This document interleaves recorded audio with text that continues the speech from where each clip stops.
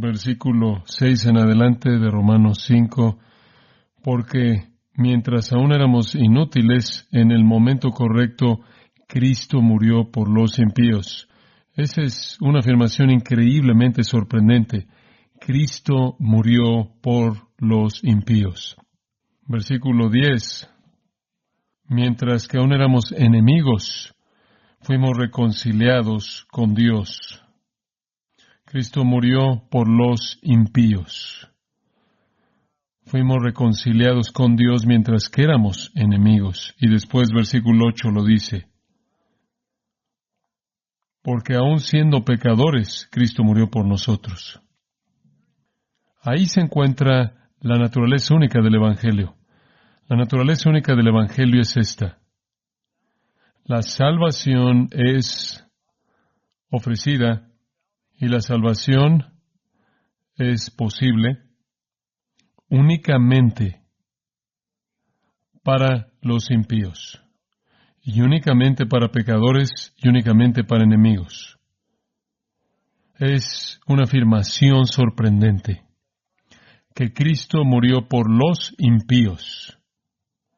Con eso en mente quiero que vean una ilustración de esto en Lucas capítulo 5. Entonces vayamos a Lucas 5 y vamos a estar ahí para el resto de la tarde. Quiero mostrarle una ilustración de cómo Cristo murió por pecadores, cómo Dios redime a los impíos. En Lucas capítulo 5 llegamos al versículo 27. Y leemos: después de estas cosas salió siendo el Señor Jesús, y vio a un publicano llamado Leví, o Mateo, sentado al banco de los tributos públicos, y le dijo: sígueme. Y dejándolo todo, se levantó y le siguió. Y Leví le hizo gran banquete en su casa, y había mucha compañía de publicanos y de otros que estaban a la mesa con ellos. Y los escribas y los fariseos murmuraban contra los discípulos, diciendo: ¿por qué coméis y bebéis con publicanos y pecadores? Respondiendo Jesús les dijo: los que están sanos no tienen necesidad de médico, sino los enfermos. No he venido a llamar a justos, sino a pecadores al arrepentimiento. Versículo 32 resume la esencia de lo que leí de Romanos capítulo 5.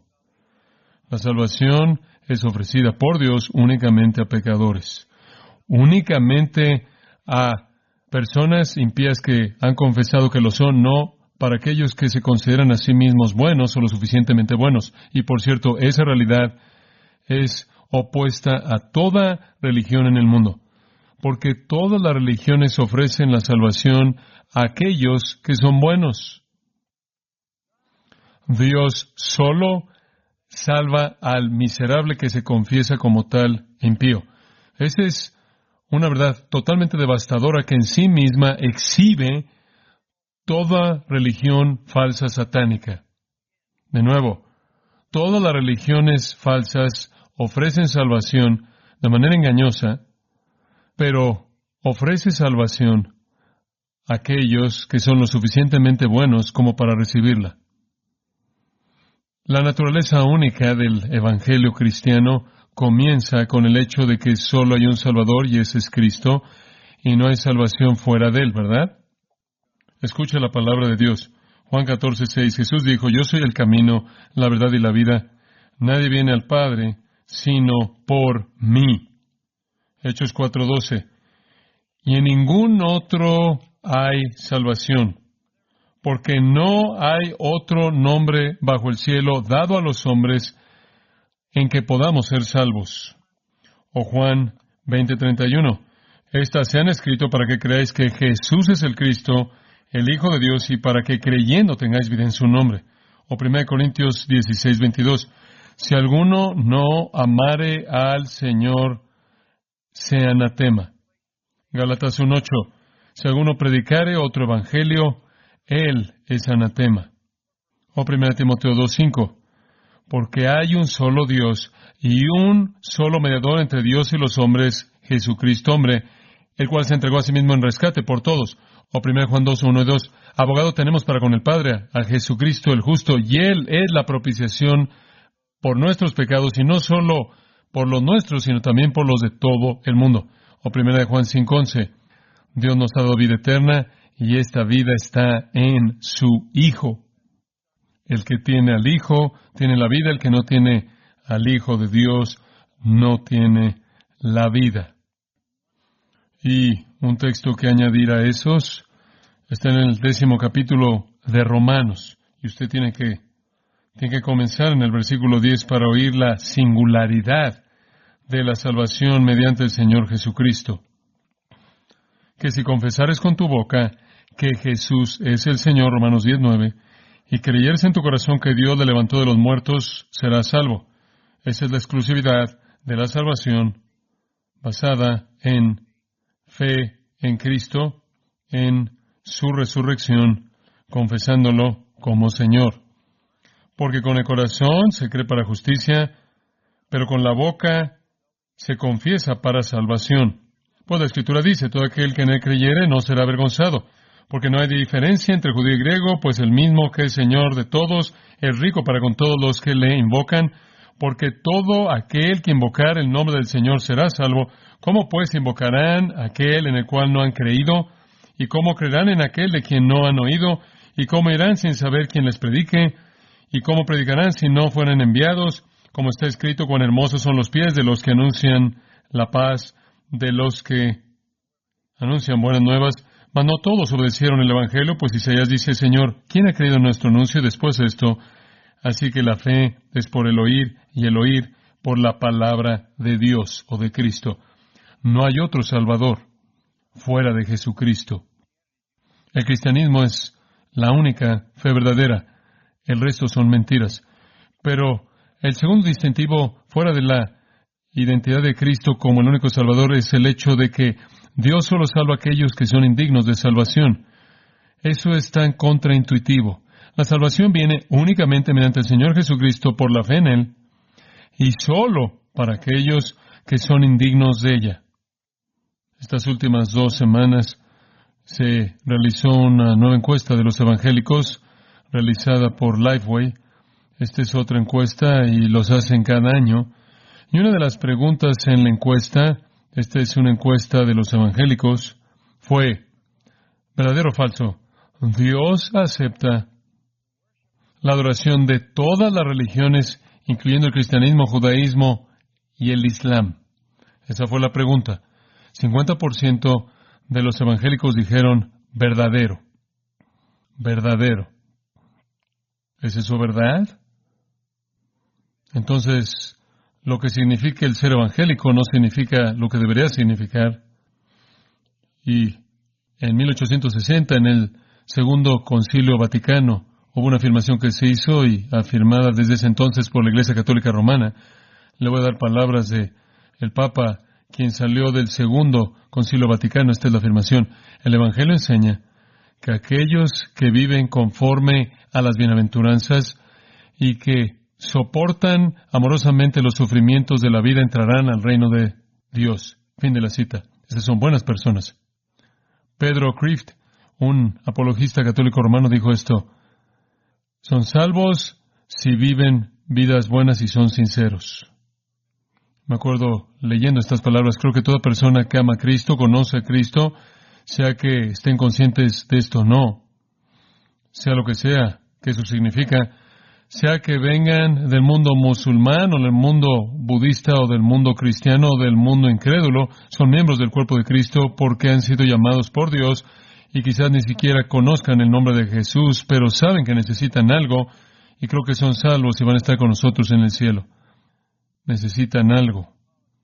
Un apologista que desertó después de que él comenzó en el ministerio, como por lo menos trató de convencer que creía en la palabra de Dios, terminó su carrera al decir esto: cuando nos acercamos al hombre de una fe diferente a la nuestra, será con un espíritu de expectativa descubrir cómo es que Dios le ha estado hablando a él y ¿Qué entendimiento nuevo de la gracia y amor de Dios podamos descubrir de este encuentro? Nuestra primera tarea al acercarnos a otra religión es quitarnos nuestros zapatos porque el lugar que estamos pisando es santo. Podemos olvidar que Dios llegó ahí antes de nuestra llegada y después Él cerró este párrafo con esto.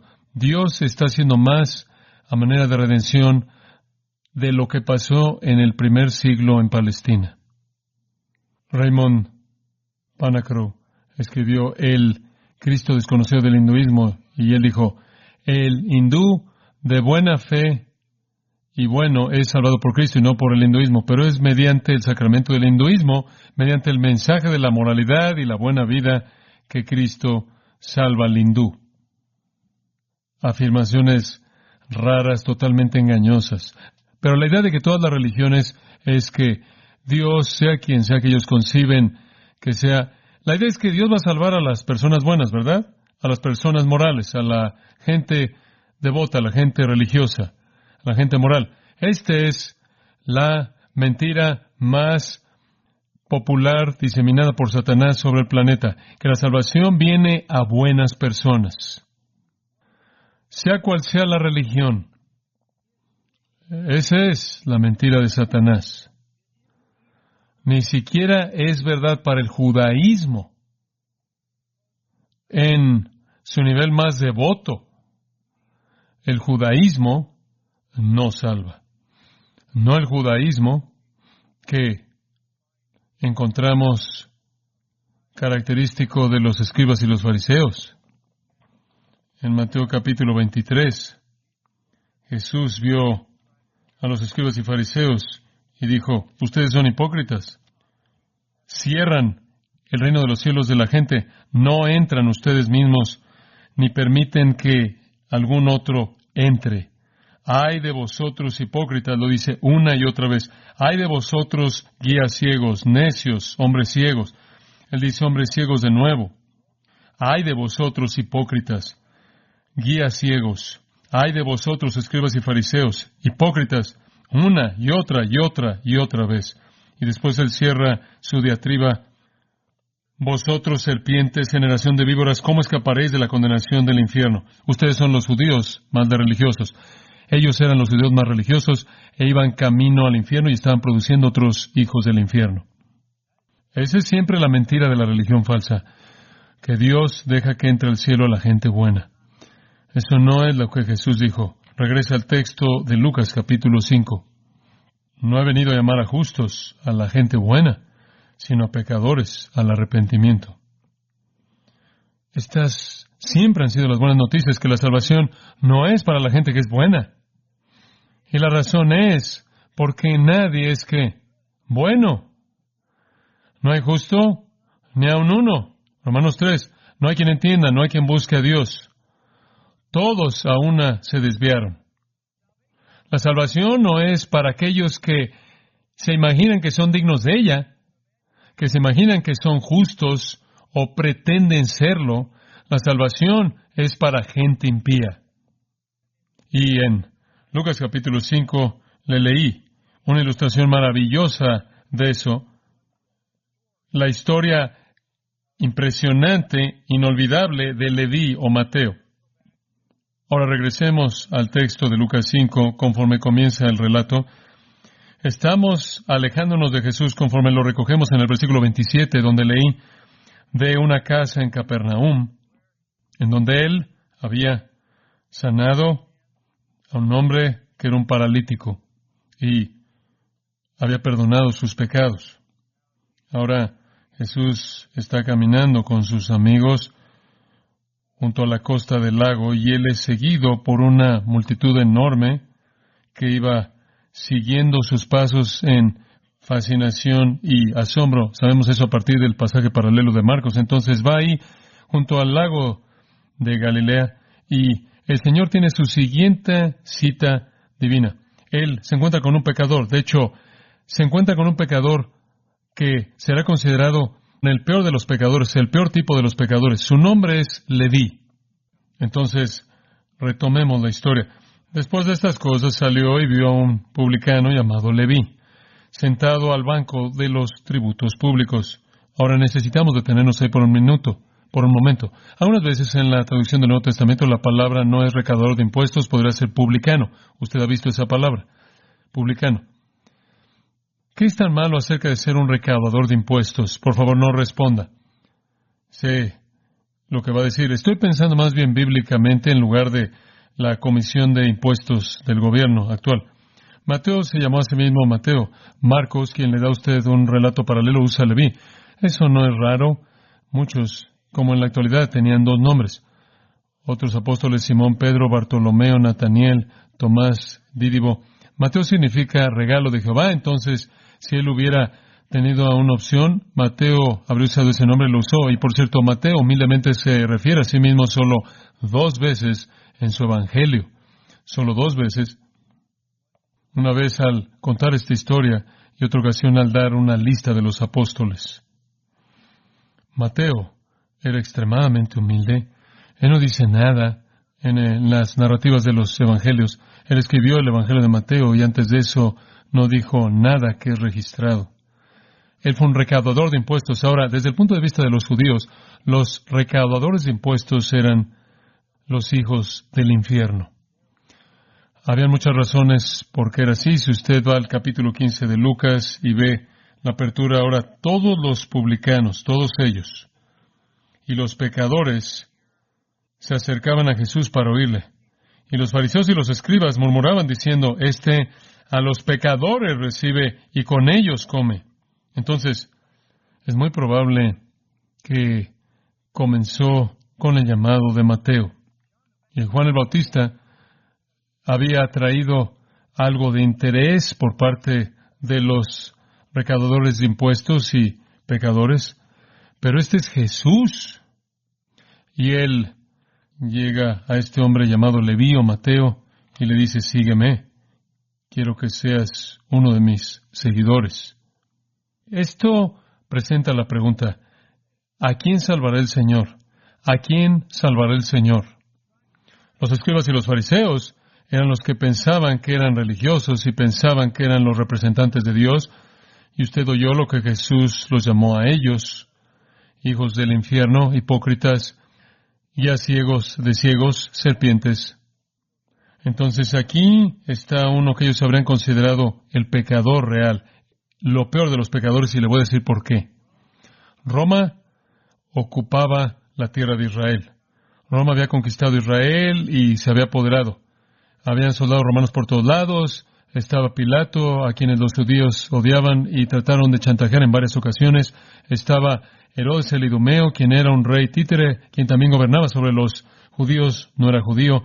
Odiaban esto porque básicamente odiaban a los gentiles. Cuando un judío salía de la tierra de Israel y entraba a un área gentil y al regresar y cruzaba la frontera a Israel, se sacudía el polvo de sus pies para que no trajera polvo gentil a su tierra. Los romanos extraían impuestos de la gente a la que conquistaban y básicamente gobernaban el mundo durante la época del Nuevo Testamento. Vendían franquicias de impuestos a traidores judíos, traidores a su pueblo, quienes entonces eran pagados por Roma para recaudar impuestos del pueblo. Al final del año, el recaudador de impuestos le pagaba al gobierno y lo que el recaudador de impuestos había conseguido por encima de eso se lo llevaba para él. Habían impuestos fijos que los romanos establecieron, había un cierto tipo de impuestos, simplemente el tipo de impuestos que usted pagaba cuando usted salía y volvía a entrar en el país y sacaba o metía algo, como algún tipo de impuesto por exportaciones o importaciones, y habían diferentes impuestos por la tierra, impuestos por el grano y otros productos por los que los romanos cobraban impuestos. Pero los romanos establecían una cuota para la paga anual que el recaudador de impuestos tenía que darle al gobierno romano, y lo que usted cobraba por encima de eso se lo quedaba. El pueblo odiaba el pagarle impuestos a Roma, y entonces para conseguir los impuestos y sacárselos a la gente tenía un grupo de golpeadores que lo rodeaban a usted para asegurarse de que si no pagaban sus impuestos le rompían las piernas o lo que fuera. Los judíos que tomaban estas franquicias romanas de impuestos eran culpables de extorsión y de explotar a la gente, básicamente podían detener a la gente en cualquier momento, en cualquier lugar y cobrar impuestos por lo que trajeran en sus manos. De manera arbitraria les cobraban impuestos. Estaban rodeados por guardias y el resto de la escuela de la sociedad. Gente que no podía ir a la sinagoga, que habían sido expulsados de la sinagoga. Los judíos que hacían esto eran los más odiados de todos los judíos. Mateo Leví era un traidor miserable como estos. Él extorsionaba, él recibía sobornos de romanos ricos, él abusaba de su propio pueblo, él servía a los gentiles paganos que adoraban a los ídolos. Y claro que los judíos creían que solo había un Dios, quien era el Dios verdadero, y todos los ídolos eran blasfemos. Y entonces aquí tiene usted un judío sacando dinero al servir a idólatras y sacando dinero de los adoradores del Dios verdadero. Como dije, habían sido expulsados de la sinagoga. De hecho, estaban identificados junto con los animales inmundos. Se aplicó un estigma así para ellos. No se les permitía testificar en una corte. Estaban clasificados con las prostitutas y los ladrones, y esa es la razón por la que usted ve algunas veces a los recaudadores de impuestos y la palabra colectiva pecadores o recaudadores de impuestos y prostitutas. Toda la escoria, todos los que eran los parias, estaban juntos con los recaudadores de impuestos. Había un tipo de recaudador de impuestos, habían dos tipos, y esta es una historia fascinante. El general era llamado un Gabai, lo cual es G-A-B-B-A-I, una palabra que básicamente identificaba a alguien que recaudaba el impuesto normal por la tierra, el ingreso, exportaciones, importaciones, y más allá de eso podía extorsionar lo que él quisiera. Conocemos uno de ellos en el capítulo 19 de Lucas, llamado Zaqueo, y él básicamente extorsionaba a la gente y se volvió extremadamente rico, lo veremos en un momento. Pero había otro tipo de recaudador de impuestos fuera del Gabay, era llamado un moques. Este en particular era para todo lo que era comprado y vendido. Todo camino, todo puente, todo puerto, los impuestos en todas las ciudades, y después inventaron impuestos por los animales que jalaban carros, el número de ejes, el número de ruedas, el número de pacas, el número de animales con pacas, el número de peatones, los caminos, los mercados, los barcos, los paquetes, cobraban impuestos por las cartas que estaban siendo transportadas. Eran los moques, los que eran los criminales, quizás los peores de los criminales entre los recaudadores de impuestos. Por cierto, eran tan malos que el Talmud permitía que los judíos les mintieran para protegerse a sí mismos. Decían, un Gabay nunca podía ser perdonado, el moques nunca jamás podía recibir favor de Dios porque estaban pegados a idólatras gentiles paganos. En el capítulo 18 de Lucas, usted tiene esta historia maravillosa en donde Jesús dice que habían dos hombres, versículo 10, que subieron al templo a orar, uno era fariseo y el otro publicano. Y aquí está la ilustración perfecta. El fariseo, puesto en pie, oraba consigo mismo. Y esto es lo que los legalistas hacen. No le hablan a Dios, se hablan a sí mismos porque ellos son Dios.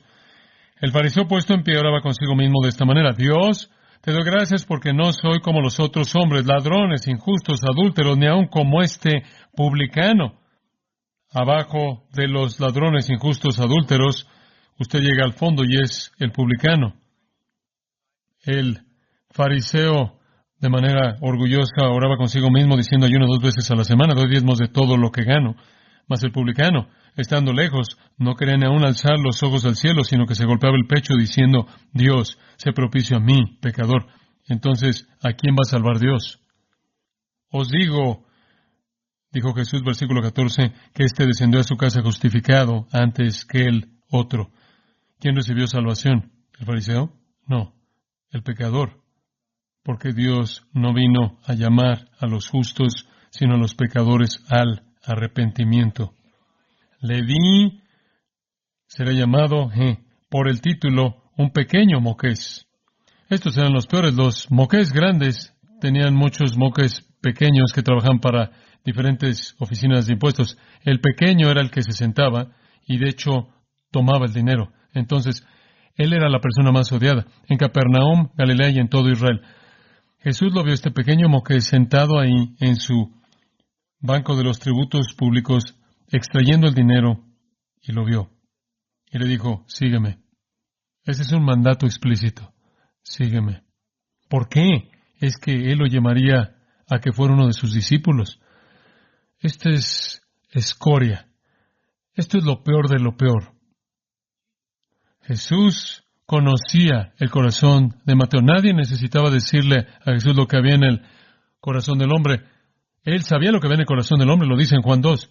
Jesús vivía ahí en el área de Capernaum y Galilea. Mateo trabajaba ahí. Y Jesús, cuando lo vio, no solo estaba familiarizado con quién era él, quizás lo estaba, quizás no, pero él podía leer su corazón.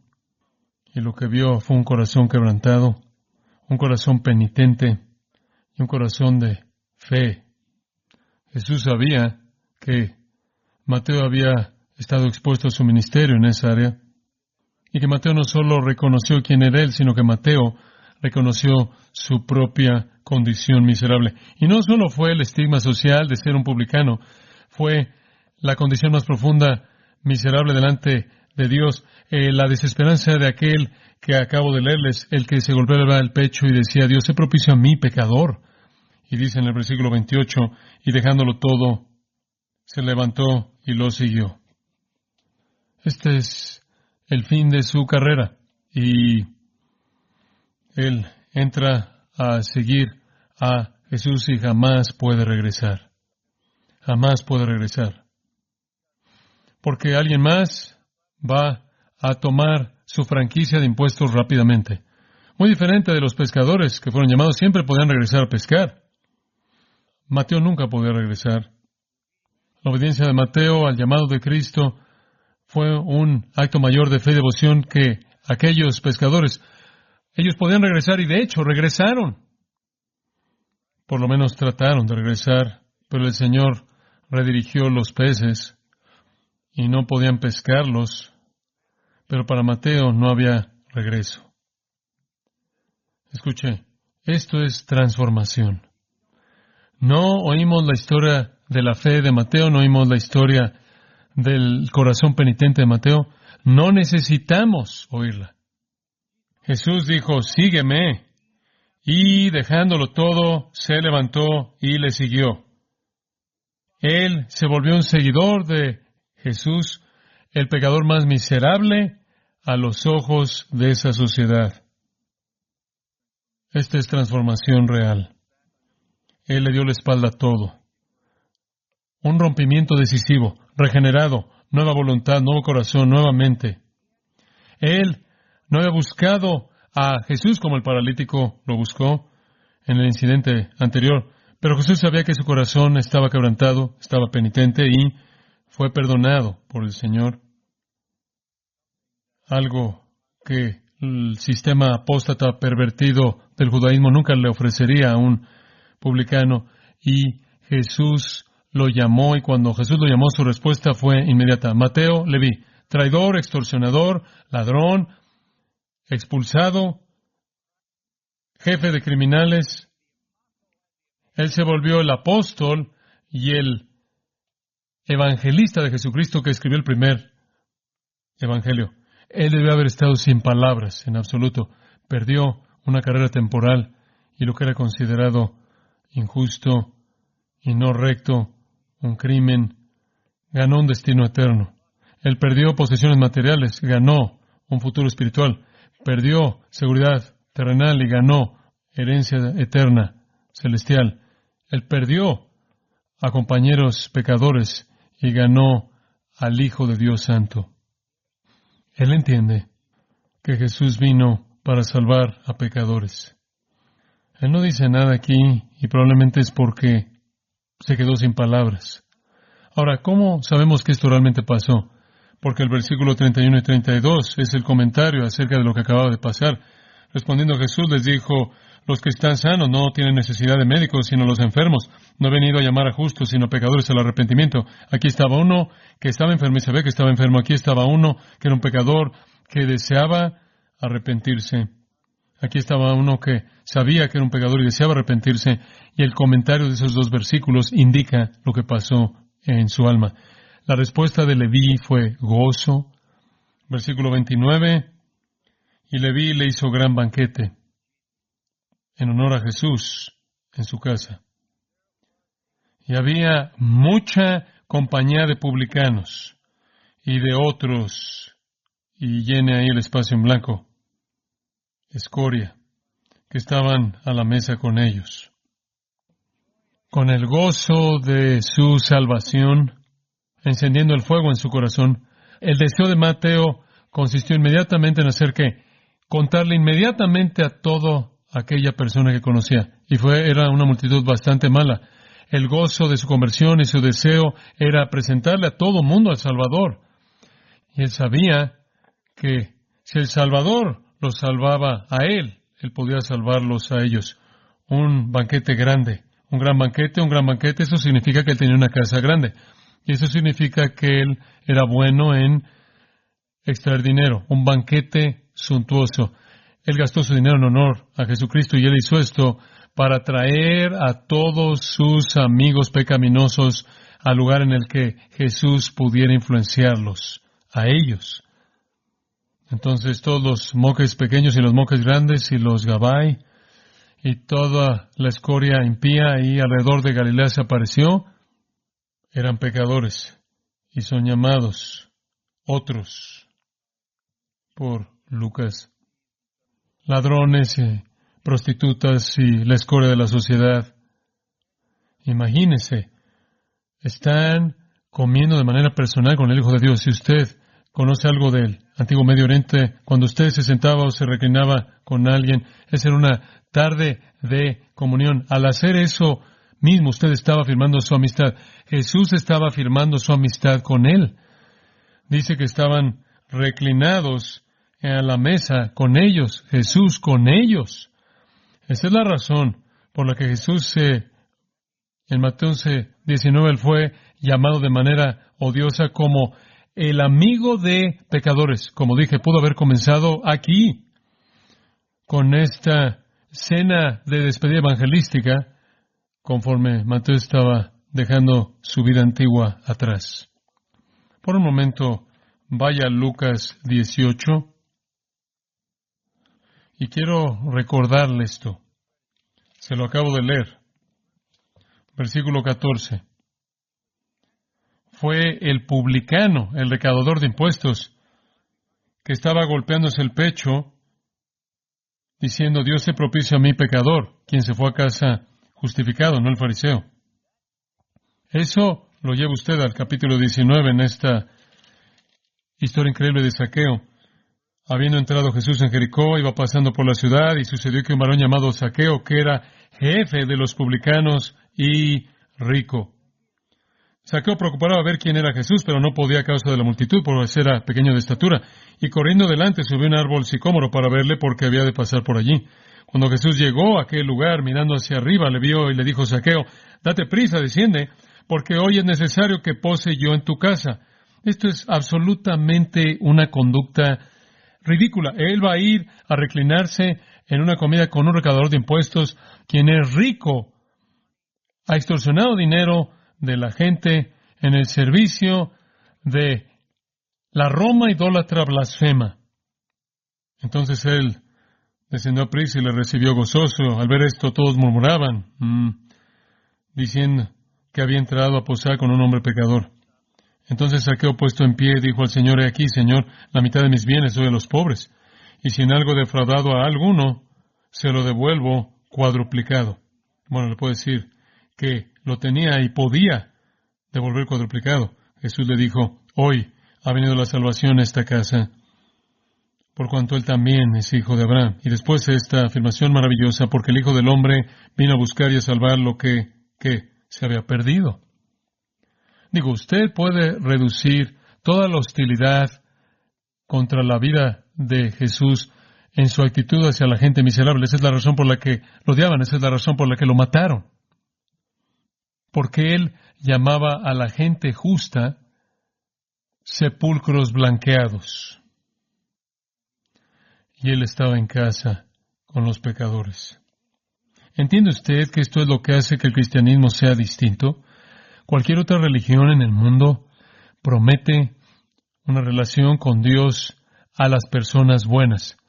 Esa es la mentira más difundida por Satanás. Jesús promete salvación y la da. Solo aquellos que confiesan que son miserables pecadores.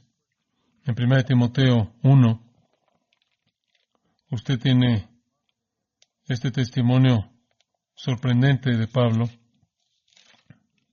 Versículo 12. Doy gracias al que me fortaleció, a Cristo Jesús, nuestro Señor, porque me tuvo por fiel poniéndome en el ministerio. Habiendo yo sido antes blasfemo, perseguidor e injuriador, mas fui recibido a misericordia, porque lo hice por ignorancia en incredulidad. Pero la gracia de nuestro Señor fue más abundante con la fe y el amor que es en Cristo Jesús. Palabra fiel y digna de ser recibida por todos, que Cristo Jesús vino al mundo para salvar a los pecadores, de los cuales que yo soy el primero. ¿Ve usted cuán distinto es esto de la religión? De regreso a Lucas 5, entonces, los fariseos están furiosos, versículo 30. Los escribas y los fariseos murmuraban, quejándose. De hecho, es una palabra onomatopéyica. Gonguzo, se oye como lo que significa. Y entonces se acercaron a los discípulos y les dijeron, versículo 30, ¿por qué coméis y bebéis con publicanos y pecadores? Nunca superaron el hecho de que Él los condenó y eran los más religiosos. Y Él proveyó salvación y comunión para aquellos que eran los más miserables. Ellos tenían moralidad, no tenían santidad. Estaban preocupados por lo externo. Estaban preocupados por lo que la gente podía ver. Eran morales, pero no sabían lo que era ser santo. Cuando le imponían su moralidad a la gente, los hacían, escuche, hijos del infierno, no hijos del cielo. Jesús estaba haciendo que gente mala fuera santa y los fariseos estaban haciendo que la gente mala fuera peor. Esta es una reprensión incisiva. Respondiendo Jesús les dijo, los que están sanos no tienen necesidad de médicos, sino los enfermos. Una analogía muy simple y obvia. No son aquellos que están bien o que piensan que están bien, aquellos que están enfermos, que necesitan un médico. A lo largo de su ministerio, este conflicto siguió y siguió y siguió y siguió. Sus enemigos de los escribas y fariseos pensaban, tenían que ser los enemigos de Dios. Entonces, Jesús, debido a que Él era parte de la escoria, Él tenía que ser un enemigo de Dios también. Él tenía que ser el agente del diablo. Lo que Él estaba haciendo, ellos dijeron, lo hacía por el poder de Satanás. Ellos eran los justos.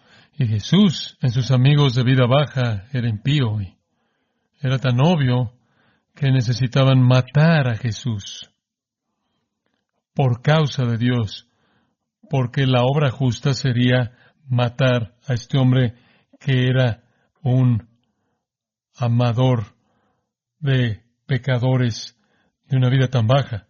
Y de nuevo, solo les señalo que esta es la naturaleza única del Evangelio. Él vino a salvar a los perdidos.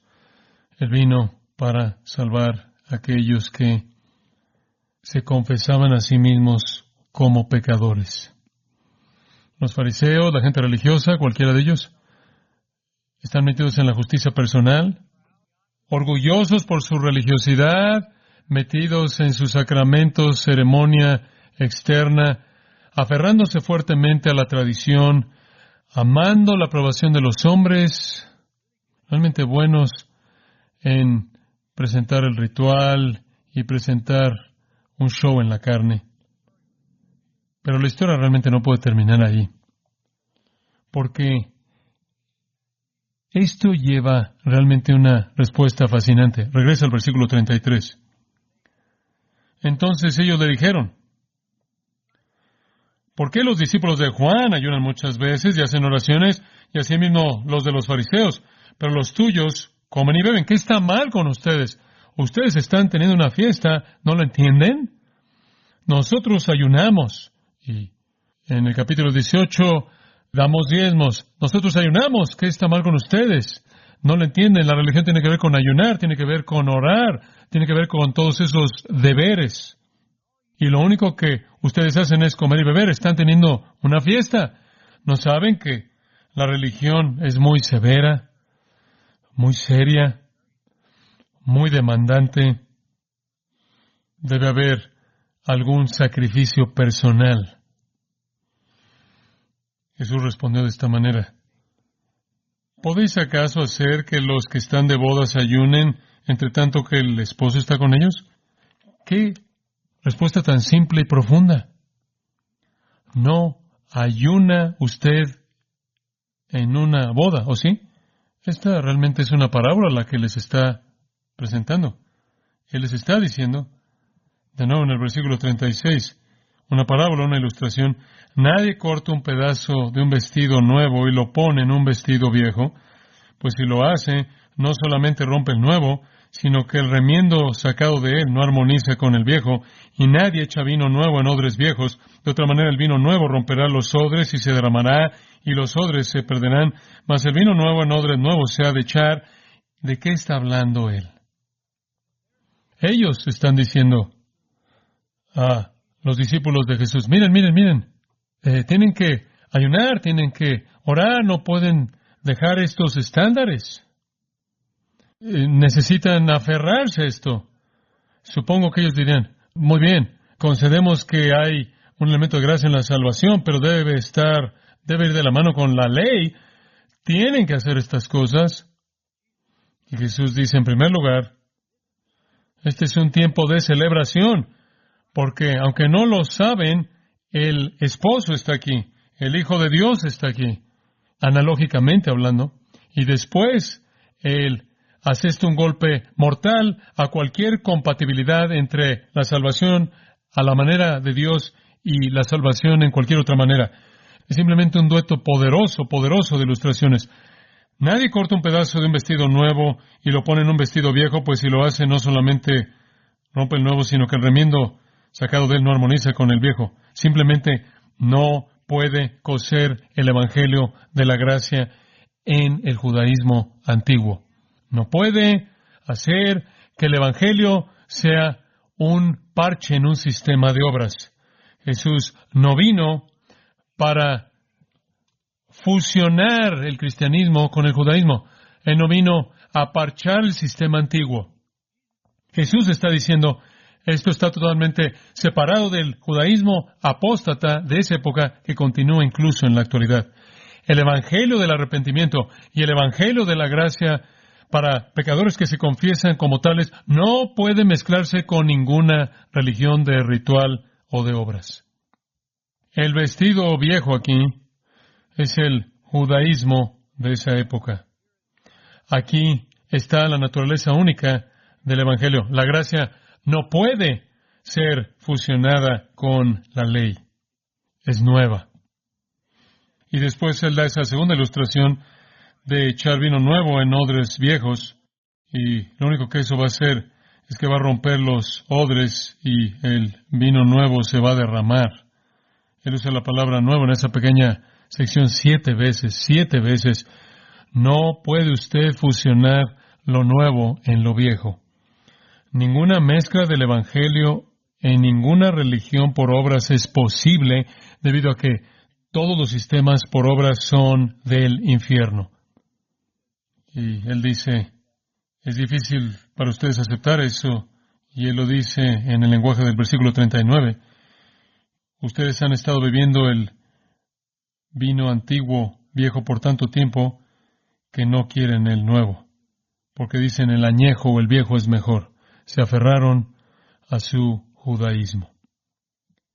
El Evangelio de gracia permanece de pie por sí solo. Gálatas 5:4 leemos, de Cristo os desligasteis, los que por la ley os justificáis, de la gracia habéis caído. ¿Escuchó eso? El Evangelio cristiano permanece en pie por sí solo, de manera única. El camino de la salvación mediante la gracia, únicamente mediante la fe, únicamente mediante Cristo, únicamente es incompatible con cualquier otro sistema religioso. La fe y la fe únicamente.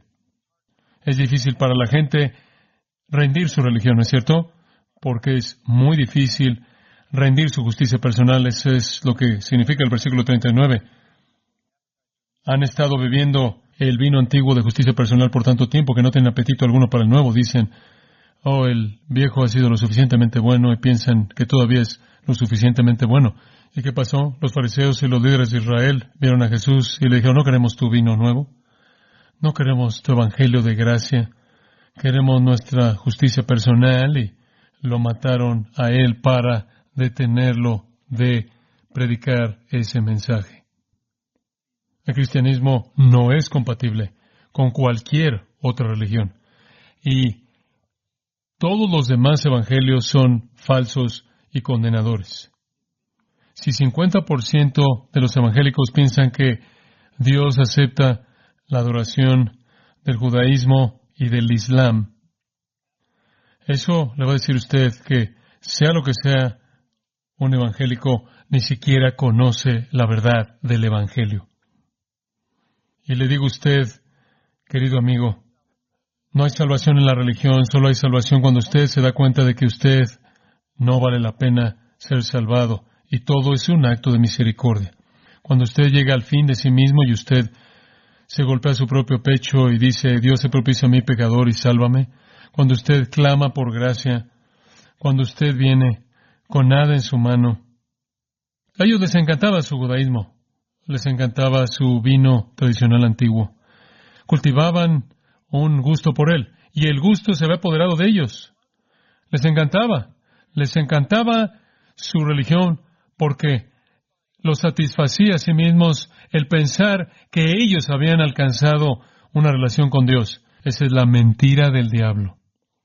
Las únicas personas que se reconcilian con Dios son aquellos que se confiesan a sí mismos como pecadores, que en desesperación claman a Él, sálvame. Muéstrame gracia, oh Dios, sálvame. No puedo salvarme a mí mismo. El judaísmo del tiempo de Jesús satisfacía de manera personal. La religión falsa siempre es así, ¿verdad? Por todo el mundo, satisface mucho. Cuán triste. Cuán triste. Quizás algunas palabras registradas por Mateo será un buen lugar en donde terminar. La enseñanza de Jesús en el capítulo 13. El reino de los cielos es semejante a un tesoro, versículo 44. El reino de los cielos, salvación, es semejante a un tesoro escondido en un campo, el cual un hombre halla y lo esconde de nuevo, y gozoso por ello va y vende todo lo que tiene y compra aquel campo. También el reino de los cielos es semejante a un mercader que busca buenas perlas, que habiendo hallado una perla preciosa, fue y vendió todo lo que tenía y la compró. Estas dos parábolas son tan simples, sin embargo tan profundas. Si usted quiere salvación verdadera, si usted quiere ser parte del reino de los cielos, usted tiene que vender toda su religión antigua, personal, de justicia personal. Usted tiene que volverse un prisionero pobre, ciego y oprimido. Tiene que tener una actitud de bienaventuranza. Que esté en bancarrota espiritual, que sea pobre, que esté vacío, que esté teniendo hambre y sed por aquello que usted sabe que no tiene. le he mostrado, como probablemente se le ha mostrado varias veces, que el tesoro es Cristo en la salvación. La perla es Cristo y la salvación. Y le será dado a aquellos que dejan todo lo demás. De nuevo, tomando esas palabras de Pablo, si usted se aferra a alguna obra, usted nulifica, invalida la gracia. Y entonces le llamo a que deje cualquier supuesto sentido de su bondad, de su justicia, de su rectitud, y reconozca que su rectitud a los ojos de Dios son trapos de inmundicia. Pero eso es exactamente en donde usted necesita estar, porque allí es cuando usted puede recibir la salvación que Él ofrece solo a pecadores. Nuestro Padre, te agradecemos por la verdad de tu palabra preciosa. Realmente no hay duda ni error en sus realidades. Gracias por abrir nuestros corazones y mentes para entenderla, para que sea aquello que más amamos. Te amamos a ti, amamos tu verdad, amamos a tu pueblo, amamos a tu iglesia. Amamos porque tú nos amaste primero. Nos amaste cuando no éramos amorosos. Nos hiciste hijos cuando éramos enemigos. Nos concediste la justicia de Cristo imputada a nosotros por la fe cuando éramos pecadores miserables. Y todo fue por gracia y siempre lo es gracia sobre gracia sobre gracia. De tal manera que somos lo que somos por tu gracia. No tenemos nada de qué jactarnos. La salvación de nadie es el resultado del mérito moral de alguien. Cualquier ritual religioso, cualquier bondad humana. Lo mejor que somos juntos es trapos de inmundicia. Y entonces te agradecemos porque un día tú nos viste como viste a Leví. Y tú viste nuestros corazones quebrantados por el pecado y anhelando el perdón, y tú dijiste, sígueme. Y dejamos todo, vendimos todo para comprar la perla, para comprar el tesoro sin precio de la salvación eterna. Y ahora, por todas nuestras vidas, incluso en la eternidad, te alabaremos y te adoraremos por una gracia tan abundante. Y Señor, yo pido que tú salves a pecadores incluso este día, incluso en este momento, que tú los veas. Y tú veas el corazón penitente y el corazón quebrantado. Y tú traigas redención a ese corazón. Y que tú cubras a ese pecador con tu justicia. Te agradecemos porque la justicia misma que tú posees nos la has imputado, nos la has acreditado por gracia mediante la fe en Cristo. Que es su justicia lo que nos cubre. Y esa es la razón por la que estamos aquí adorándote a ti, motivados por la gratitud. Y estamos viendo que no solo tu justicia nos ha sido imputada, nos ha sido acreditado como si fuéramos